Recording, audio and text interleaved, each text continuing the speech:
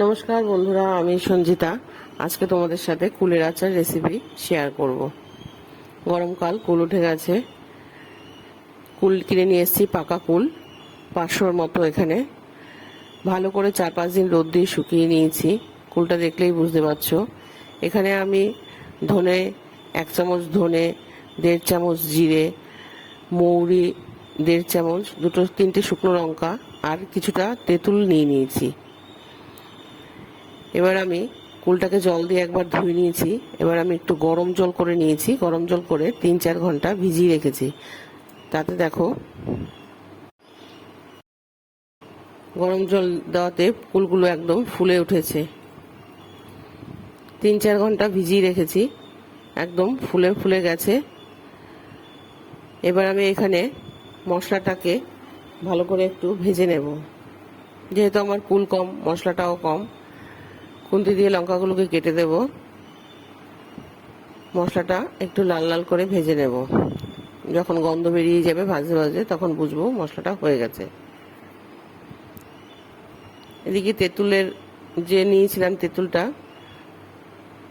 একটু জল দিয়ে ভালো করে তেঁতুলটাকে গুলিয়ে নিয়েছি। গুলিয়ে ছাবড়াটাকে ফেলে দিয়েছি। মশলাটা ভাজা হয়ে গেছে। এবার আমি কড়াইতে গুড় দিয়ে দিলাম, একটু জল দিয়ে দিলাম। গুড়টা গলে যাক। গলে গেলে পরে গুড়টা আমি ছেঁকে নেব। গুড়ে ময়লা থাকে অনেক। আমি এবার মশলাটাকে, গুড়টা উতল আস্তে আস্তে মশলাটাকে গুঁড়ো করে নেব। এই দেখো, আমি এরকম ভাবে গুঁড়ো করে নিয়েছি। একদম মিহি পেস্ট করিনি, একটু আস্তে আস্তে আছে। মশলাটা দেখলেই তোমরা বুঝতে পারছো কিরকম গুঁড়ো হয়েছে। গুঁড়ো করে নিয়েছি। গুড়টা আমার ফুটে উঠেছে। এবার গুড়টাকে আমি ছেঁকে নেব।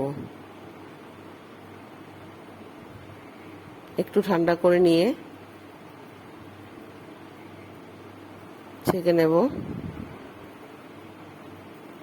দেখো কতটা ময়লা বেরিয়েছে, এতটা ময়লা বেরিয়েছে। কড়াইটাকে একটু জল দিয়ে ধুয়ে আমি আবার গুড়টা ঢেলে দেব। এবার গুড়টা উতল আসলে পরেই আমি কুলগুলোকে ফাটিয়ে নিয়েছি একটা একটা করে। দেখো, ভিজে 3-4 ঘন্টা ভেজাতে আমার কুলটা ফুলে একদম টসটসা হয়ে গেছে। এইভাবে আমি প্রত্যেকটা কুলের মুখ ফাটিয়ে দিয়েছি, যাতে মশলাগুলো ভালোভাবে ঢোকে।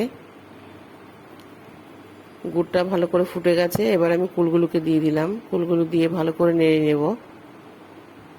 আর আরেকটা কথা তোমাদেরকে এখানে আমি দেখাতে ভুলে গেছি। আমি এখানে একটু নুন ব্যবহার করেছিলাম, 1/2 চামচেরও কম একটু নুন ব্যবহার করেছিলাম। সেটা তোমাদেরকে দেখানো হয়নি। গুড়টা আর কুলটা ভালোভাবে ফুটে বেশ মাখা মাখা যখনই হয়ে এসছে, আমি তেঁতুলের কাঠটা দিয়ে দিলাম। তেঁতুলের কাঠ, গুড় ভালোভাবে ফুটে গিয়ে একদম দেখো মাখা মাখা হয়ে গেছে, দেখলেই বুঝতে পারছো। আর আমি কুলগুলোকে খুব একটা একদম ঘাটা ঘাটা করে ফেলিনি কুলগুলোকে, কিন্তু কুলগুলো আস্তেও আছে, মশলাটাও ভালো ঢুকেছে। এটা একটা আলাদা টেস্ট।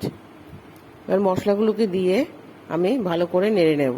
দেখলেই বুঝতে পারছো আমার কুলটা প্রায় হয়ে এসছে। এরকম ভালো করে নেড়ে নেড়ে একটু ড্রাই করেছি, যাতে অনেক দিন থাকবে ঘরে। খেতেও কুলটা খুব টেস্ট হয়েছিল, কুলের আচারটা। এবার আমি নামিয়ে নিচ্ছি।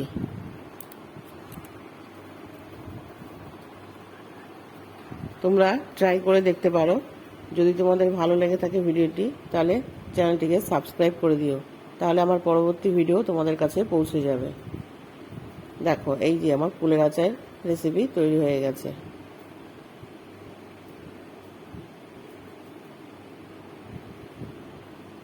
এইভাবে তোমরা কুলের আচার তৈরি করে দেখতে পারো। আশা করি তোমাদের সকলের ভালো লাগবে।